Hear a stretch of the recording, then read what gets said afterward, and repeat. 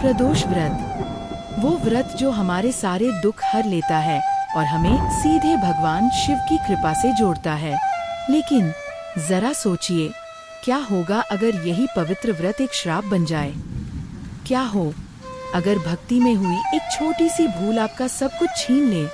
आज मैं आपको एक ऐसी ही कथा सुनाऊंगा, एक ऐसे अमीर सेठ के बेटे की कहानी जिसने अपनी जिद और घमंड में एक ऐसी गलती कर दी जिसके बाद न उसका पैसा बचा, न इज्जत, और तो और उसकी जान पर बनाई। चलिए सुनते हैं वो कहानी जो हमें सिखाती है कि भक्ति के रास्ते पर घमंड और नियमों को नजरअंदाज करने का अंजाम कितना भयानक हो सकता है। ये कहानी एक चेतावनी है, एक सबक है उन सभी के लिए जो मानते हैं कि उनकी आस्था किसी नियम की मोहताज नहीं। हर हर महादेव। आप सभी शिव भक्तों का हमारे चैनल पर स्वागत है। आज हम उस व्रत की महिमा के बारे में बात करेंगे जिसे कलयुग में सभी मुश्किलों और पापों का नाश करने वाला माना गया है, प्रदोष व्रत। शिव पुराण और स्कंद पुराण जैसे महान ग्रंथों में इस व्रत की महिमा का बखान किया गया है। कहते हैं कि जब कलयुग में इंसान धर्म का रास्ता छोड़कर अधर्म की राह पर चलेगा, तब प्रदोष व्रत ही भगवान शिव का आशीर्वाद पाने का सबसे आसान और सबसे शक्तिशाली तरीका होगा। यह व्रत हर महीने के कृष्ण पक्ष और शुक्ल पक्ष की त्रयोदशी तिथि को आता है। इसका नाम प्रदोष क्यों है? इसके पीछे भी एक गहरा राज छिपा है। सूर्यास्त के ठीक बाद और रात होने से ठीक पहले का जो समय होता है उसे प्रदोष काल कहते हैं। ऐसी मान्यता है कि इस पवित्र समय में भगवान शिव कैलाश पर अपने रजत भवन में आनंद से नृत्य करते हैं और सभी देवी देवता उनकी पूजा करने के लिए जमा होते हैं। यह वो चमत्कारी समय होता है जब महादेव की कृपा धरती पर बरसती है और जो भी भक्त उस पल सच्चे दिल से उन्हें याद करता है उसकी हर मुराद पूरी होती है। लेकिन प्रदोष व्रत सिर्फ भूखे रहने का नाम नहीं है, ये खुद पर काबू रखने, श्रद्धा और नियमों का पालन करने का पर्व है। यह भगवान शिव के लिए अपनी भक्ति दिखाने का एक मौका है। इस व्रत को करने वाले को सिर्फ इस जीवन में ही सुख शांति नहीं मिलती, बल्कि मृत्यु के बाद भी उत्तम लोक मिलता है। पर जैसा हर शक्तिशाली विधान के साथ होता है, इसके भी कुछ नियम हैं जिनका पालन करना बहुत जरूरी है। और अगर इन नियमों को जानबूझकर या घमंड में आकर तोड़ा जाए तो यही वरदान देने वाला व्रत विनाश का कारण भी बन सकता है। आज की हमारी कहानी इसी सच्चाई को दिखाती है। यह कहानी है पैसे, घमंड और भक्ति के टकराव की। ये कहानी है एक पिता के विश्वास और एक बेटे की जिद की। यह कथा है अवंती नगर के एक अमीर सेठ धर्मपाल और उनके इकलौते बेटे मोहन की। तो चलिए पूरे ध्यान और श्रद्धा के साथ इस कथा को सुनते हैं जो हमें सिखाएगी कि प्रदोष व्रत के नियमों का अपमान कितना भारी पड़ सकता है। बहुत समय पहले अवंती नाम की एक खुशहाल नगरी थी। वहाँ धर्मपाल नाम के एक सेठ रहते थे। सेठ जी अपने नाम की तरह ही थे, धर्म के रास्ते पर चलने वाले, दयालु और भगवान शिव के बहुत बड़े भक्त। उनकी ईमानदारी और दरियादिली के चर्चे दूर दूर तक थे। उन्होंने अपनी सारी दौलत अपनी मेहनत और महादेव की कृपा से कमाई थी। उनके घर में किसी चीज की कोई कमी नहीं थी। सेठ धर्मपाल और उनकी पत्नी सुशीला हर प्रदोष व्रत को पूरी श्रद्धा और नियम से करते थे। उनका मानना था कि उनके जीवन में जो कुछ भी है वो सब भगवान भोलेनाथ का ही दिया हुआ है। उनकी जिंदगी में अगर कोई चिंता थी तो वो था उनका इकलौता बेटा मोहन। मोहन को बड़े नाजों से पाला गया था। उसे कभी किसी चीज की कमी महसूस नहीं होने दी गई। उसने जो मांगा उसे हमेशा मिला। लेकिन इसी लाड़ प्यार ने उसे घमंडी बना दिया। वो नए जमाने की सोच रखता था और अपने पिता की पूजा पाठ को अंधविश्वास मानता था। उसे लगता था कि उनके पास जो पैसा है वो उसके पिता की मेहनत का नतीजा है, किसी भगवान की कृपा का नहीं। वो अक्सर अपने पिता से बहस करता, पिताजी, आप इन व्रतों में अपना समय क्यों बर्बाद करते हैं? इंसान अपनी किस्मत खुद बनाता है, किसी पत्थर की मूर्ति पूजने से कुछ नहीं होता। सेठ धर्मपाल बेटे की बातें सुनकर दुखी होते, पर सोचते कि समय उसे सब सिखा देगा।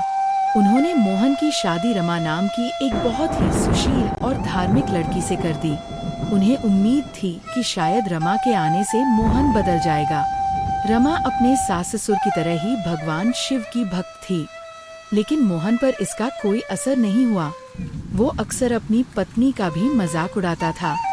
कुछ समय बाद रमा अपने मायके गई। कई महीने बीत गए। एक दिन सेठ धर्मपाल अपने दो दोस्तों के साथ बैठे बातें कर रहे थे। तभी औरतों की बात छिड़ गई। एक दोस्त ने कहा, सच है, औरत के बिना घर तो भूतों का डेरा लगता है। पास में खड़े मोहन ने ये बात सुन ली। बस यह सुनते ही उसके सिर पर अपनी पत्नी रमा को तुरंत वापस लाने की जिद सवार हो गई। वह दौड़ता हुआ अपने माता पिता के पास गया और बोला, मैं अभी अपनी पत्नी को लेने ससुराल जा रहा हूँ। सेठ धर्मपाल ने पंचांग देखा और चिंता से बोले, बेटा अभी मत जाओ, कुछ दिन रुक जाओ। मोहन ने गुस्से से पूछा, क्यों, अब क्या हो गया? सेठ ने उसे समझाते हुए कहा, बेटा अभी शुक्र तारा डूबा हुआ है। ज्योतिष शास्त्र के हिसाब से जब शुक्र ग्रह अस्त होता है तब बहु बेटियों की विदाई जैसे शुभ काम नहीं किए जाते। ऐसा करना अशुभ होता है और जीवन में मुश्किलें आती हैं। कुछ ही हफ्तों में शुक्र का उदय हो जाएगा, तब धूमधाम से अपनी पत्नी को ले आना। तब तक सब्र रखो। माँ ने भी उसे मनाने की कोशिश की। हाँ बेटा, तुम्हारे पिताजी ठीक कह रहे हैं, और परसों तो शुक्र प्रदोष व्रत भी है। उस दिन तो यात्रा करना वैसे भी ठीक नहीं माना जाता, खासकर प्रदोष काल में। यह समय तो भगवान के ध्यान का होता है, यात्रा का नहीं। तुम भगवान शिव की कृपा से ही सुखी हो, उनका नियम मत तोड़ो। लेकिन घमंड में अंधे हो चुके मोहन पर उनकी बातों का कोई असर नहीं हुआ। वह हंसकर बोला, आप लोग भी किन पुरानी बातों में फंसे हैं। शुक्र अस्त है तो क्या हुआ? क्या एक तारा मेरा रास्ता रोकेगा? और ये प्रदोष व्रत, ये सब तो आप लोगों का ढकोसला है। मैं इन बातों को नहीं मानता। मेरा जब मन करेगा मैं तब अपनी पत्नी को लेकर आऊंगा। सेठ धर्मपाल ने हाथ जोड़कर कहा, बेटा घमंड मत करो। हमने अपने अनुभव से सीखा है कि इन परंपराओं के पीछे गहरे कारण होते हैं। भगवान की भक्ति में श्रद्धा चाहिए, घमंड नहीं। प्रदोष व्रत का नियम तोड़ने से भगवान शिव नाराज हो सकते हैं, लेकिन मोहन ने एक न सुनी। उसने अपनी माँ के आंसू और पिता की चेतावनी को अनदेखा कर दिया और बोला, मुझे किसी के नाराज होने से डर नहीं लगता। मैं आज ही जाऊंगा और रमा को लेकर ही लौटूंगा। ये कहकर उसने तुरंत एक नई बैलगाड़ी तैयार करवाई और अपने ससुराल की ओर निकल पड़ा। सेठ और सेठानी बस दुखी मन से भगवान शिव से उसकी रक्षा की प्रार्थना करते रह गए। उन्हें क्या पता था कि मोहन ने अपनी जिद में जिस यात्रा की शुरुआत की थी, वो बर्बादी और पछतावे की एक भयानक यात्रा बनने वाली थी। मोहन घमंड में चूर अपनी नई बैलगाड़ी पर सवार होकर ससुराल की ओर बढ़ रहा था। रास्ते में वह मन ही मन अपने माता पिता की बातों पर हंस रहा था। कैसी फालतू बातें करते हैं पिताजी। शुक्र अस्त है, प्रदोष काल है। देखो मैं तो मजे से जा रहा हूँ, सब कुछ ठीक तो है। जब वो अचानक ससुराल पहुँचा तो सब हैरान रह गए। जब मोहन ने बताया कि वह रमा को लेने आया है तो उसके सास ससुर ने भी हाथ जोड़कर उसे समझाने की कोशिश की। ससुर ने कहा, दामाद जी, हम आपकी भावनाओं की इज्जत करते हैं, पर हमारे यहाँ शुक्र अस्त होने पर बेटियों की विदाई नहीं करते। इससे बेटी और दामाद दोनों के जीवन पर संकट आ सकता है। कुछ दिन रुक जाइए। लेकिन मोहन ने अपनी अमीरी का रौब दिखाते हुए कहा, मैं इन पुरानी बातों को नहीं मानता। मैंने तय कर लिया है तो मैं रमा को लेकर ही जाऊंगा। सास ससुर मजबूर हो गए। उन्होंने भारी मन से अपनी बेटी को अपने घमंडी दामाद के साथ विदा कर दिया। रमा का दिल घबरा रहा था। उसे अपने घर वालों की चेतावनी याद आ रही थी, पर मोहन ने उसे भी झिड़क दिया। पति पत्नी बैलगाड़ी में बैठकर वापस चले। वे शहर से कुछ ही दूर निकले थे कि अचानक एक जोर का झटका लगा और बैलगाड़ी एक तरफ लुढ़क गई। गाड़ी का एक पहिया टूटकर अलग जा गिरा था और एक बैल की टांग भी टूट गई। इस झटके से रमा गिर पड़ी और उसे चोटें आईं। मोहन ने नीचे उतरकर देखा तो उसका माथा ठनका। नईन वेली बैलगाड़ी का पहिया ऐसे कैसे टूट गया? सूरज ढल रहा था और प्रदोष काल शुरू हो चुका था। जंगल का वो सुनसान रास्ता और भी डरावना लग रहा था। मोहन को पहली बार हल्की सी घबराहट हुई, पर उसके अहंकार ने उस डर को दबा दिया। रमा ने डरे हुए स्वर में कहा, स्वामी, ये मामूली बात नहीं है, ये पहली चेतावनी है। हमने प्रदोष के दिन यात्रा करके बहुत बड़ी गलती की है। चलिए पास के किसी गांव में रुक जाते हैं। मोहन ने उसे डांटते हुए कहा, चुप रहो, तुम भी माँ पिताजी की तरह बातें करने लगी हो। हम पैदल ही आगे बढ़ेंगे। ये कहकर उसने बैलगाड़ी और घायल बैल को वहीं छोड़ा और रमा का हाथ पकड़कर उसे लगभग घसीटते हुए अंधेरे में आगे बढ़ने लगा। वे दोनों थके-हारे सुनसान रास्ते पर चले जा रहे थे। अचानक झाड़ियों के पीछे से कुछ हथियारबंद डाकुओं ने उन्हें घेर लिया। डाकुओं के सरदार ने गरजते हुए कहा, जो कुछ भी है सब निकाल दो, वरना जान से जाओगे। मोहन का सारा घमंड पल भर में गायब हो गया। जिस पैसे पर उसे इतना गुमान था, वही उसकी जान का दुश्मन बन गया था। डाकुओं ने उन्हें पीटना शुरू कर दिया और उनके पास जो भी थोड़ा बहुत सामान था, सब छीन लिया। उन्होंने रमा के शरीर से एक एक गहना नोचकर उतार लिया। डाकुओं ने उन्हें मारकर वहीं फेंका और सारा सामान लेकर गायब हो गए। अब उनके पास न पैसा था, न कीमती कपड़े, शरीर पर बस चोटों के निशान थे। मोहन जमीन पर पड़ा हुआ था। उसका सारा अहंकार मिट्टी में मिल चुका था। उसे अपने पिता के शब्द याद आ रहे थे, बेटा, घमंड मत करो। रमा उसके पास बैठी रो रही थी। उसने सिसकते हुए कहा, मैंने आपसे कहा था स्वामी, यह भगवान शिव के क्रोध का फल है। हमने प्रदोष व्रत का अपमान किया है। मोहन के पास अब कोई जवाब नहीं था। वो चुपचाप उठा और अपनी पत्नी का हाथ पकड़कर फिर से अनजानी दिशा में चलने लगा। लेकिन सबसे भयानक परीक्षा अभी बाकी थी। रात गहरी हो चुकी थी। मोहन और रमा पूरी तरह से थक चुके थे और रास्ता भटक गए थे। वे एक घने पेड़ के नीचे आराम करने के लिए बैठे। मोहन अपनी गलती पर पछता रहा था। काश उसने अपने माता पिता की बात मान ली होती। वह इन्हीं सोच में डूबा था कि तभी उसे अपने पैर में एक तेज चुभन महसूस हुई। उसने नीचे देखा तो उसके होश उड़ गए। एक काला जहरीला सांप उसे डसकर झाड़ियों में गायब हो गया था। अगले ही पल उसके पूरे शरीर में असहनीय जलन होने लगी। जहर तेजी से फैल रहा था। उसकी आंखों के आगे अंधेरा छाने लगा और उसका शरीर नीला पड़ने लगा। वह दर्द से तड़पता हुआ जमीन पर गिर गया। रमा अपने पति की यह हालत देखकर बदहवास हो गई। वह जोर जोर से चिल्लाकर मदद के लिए पुकारने लगी, पर उस जंगल में कोई नहीं था। मोहन की सांसें उखड़ रही थीं। उसे लगा कि मौत उसे लेने आ गई है। यही था उसकी एक जिद का सबसे भयानक अंजाम। बैलगाड़ी का टूटना पहली चेतावनी थी, डाकुओं का मिलना दूसरी, और अब यह सर्पदंश साक्षात मृत्यु का बुलावा था। जिस प्रदोष व्रत का उसने मजाक उड़ाया था, उसी व्रत के स्वामी भगवान शिव का रौद्र रूप आज उसके सामने था। उसकी एक भूल ने उसका सब कुछ बर्बाद कर दिया था। मोहन दर्द से तड़प रहा था।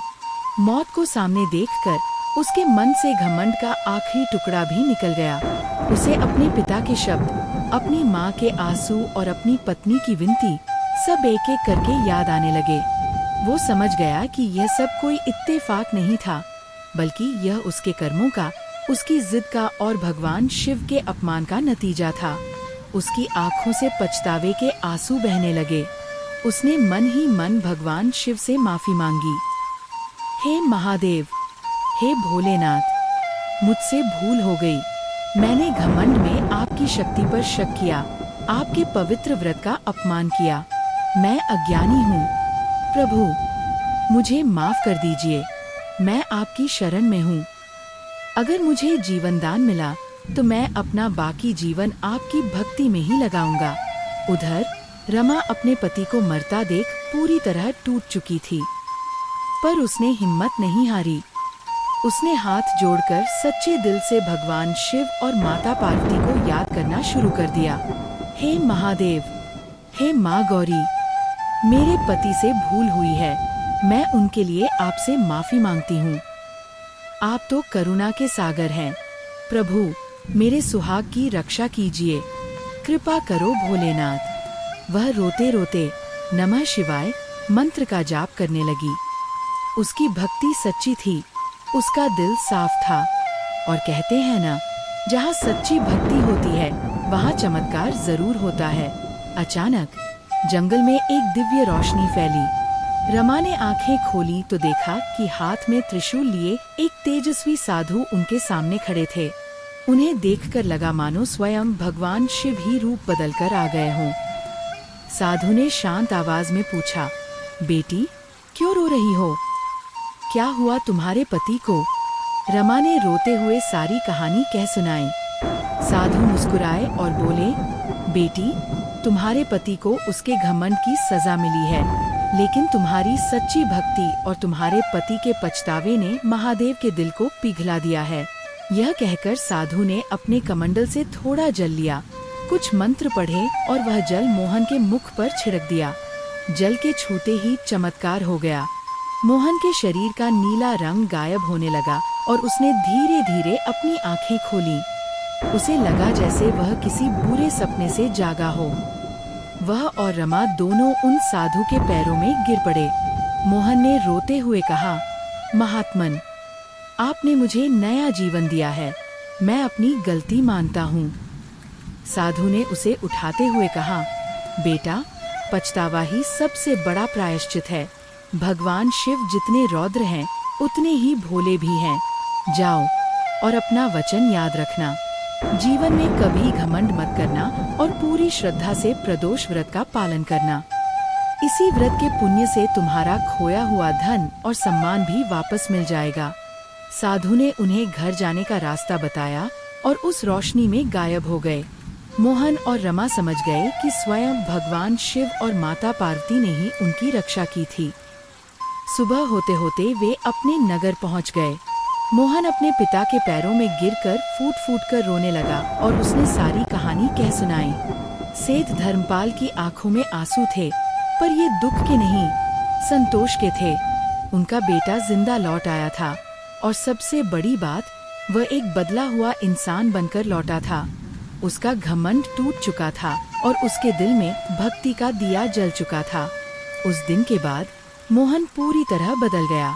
उसने और रमा ने मिलकर हर प्रदोष व्रत को पूरी श्रद्धा और नियम से करना शुरू कर दिया। भगवान शिव की कृपा से धीरे धीरे उनकी आर्थिक हालत पहले से भी अच्छी हो गई और खोई हुई इज्जत भी वापस मिल गई। लेकिन मोहन के लिए अब यह पैसा कोई मायने नहीं रखता था। उसने जीवन का सबसे बड़ा सच जान लिया था कि ईश्वर से बढ़कर कुछ भी नहीं है और भक्ति के लिए धन नहीं, बल्कि साफ मन और सच्ची श्रद्धा चाहिए। तो मेरे प्रिय भक्तों, ये थी मोहन की कहानी, जिसने हमें सिखाया कि प्रदोष व्रत सिर्फ एक पूजा नहीं, बल्कि जीवन जीने का एक तरीका है। ये हमें अनुशासन, विनम्रता और श्रद्धा सिखाता है। इस कहानी से जो सबसे पहली और बड़ी सीख मिलती है, वो है घमंड का त्याग। मोहन के बर्बाद होने का सबसे बड़ा कारण उसका घमंड ही था। यह कहानी हमें चेतावनी देती है कि भक्ति के रास्ते पर घमंड की कोई जगह नहीं है। दूसरी सीख है नियमों का सम्मान। हर व्रत के कुछ नियम होते हैं जो हमारे भले के लिए ही बनाए गए हैं। प्रदोष काल में यात्रा न करना या शुक्र अस्त होने पर शुभ काम टालना, यह अंधविश्वास नहीं, बल्कि शास्त्रों पर आधारित नियम है। मोहन ने इन नियमों को तोड़ा और उसे मुसीबतें झेलनी पड़ी। और तीसरी सबसे अच्छी सीख है पश्चाताप का महत्व। जब मोहन ने सच्चे दिल से अपनी गलती मानी, तो भगवान शिव ने उसे माफ कर दिया और एक नया जीवन दिया। ये हमें विश्वास दिलाता है कि अगर हम अपनी गलतियों के लिए सच्चे मन से माफी मांगे, तो भगवान की कृपा हमें जरूर मिलती है। इसलिए जब भी आप प्रदोष व्रत रखें, तो उसे सिर्फ एक रस्म की तरह न करें। अपने मन से घमंड और गुस्से को निकालकर पूरी श्रद्धा और विश्वास के साथ भगवान शिव और माँ पार्वती का ध्यान करें। विश्वास मानिए, इस व्रत को करने से न केवल आपके कष्ट दूर होंगे, बल्कि आपको जीवन में वो सुख और शांति मिलेगी जिसकी आपने कभी कल्पना भी नहीं की होगी। उम्मीद है आपको ये प्रेरणादायक कहानी पसंद आई होगी। अगर इस कहानी ने आपके दिल को छुआ है तो इस वीडियो को लाइक करें और इसे अपने दोस्तों और परिवार के साथ शेयर करें, ताकि वे भी प्रदोष व्रत की महिमा और इसके नियमों के महत्व को समझ सकें। कमेंट बॉक्स में हर हर महादेव लिखकर भगवान शिव के प्रति अपनी श्रद्धा जरूर दिखाएं। और अगर आप भविष्य में भी ऐसी ही भक्ति भरी कहानियाँ सुनना चाहते हैं तो हमारे चैनल को सब्सक्राइब करना न भूलें और बेल आइकॉन भी दबा दें। भगवान भोलेनाथ आप सभी पर अपनी कृपा बनाए रखें। हर हर महादेव।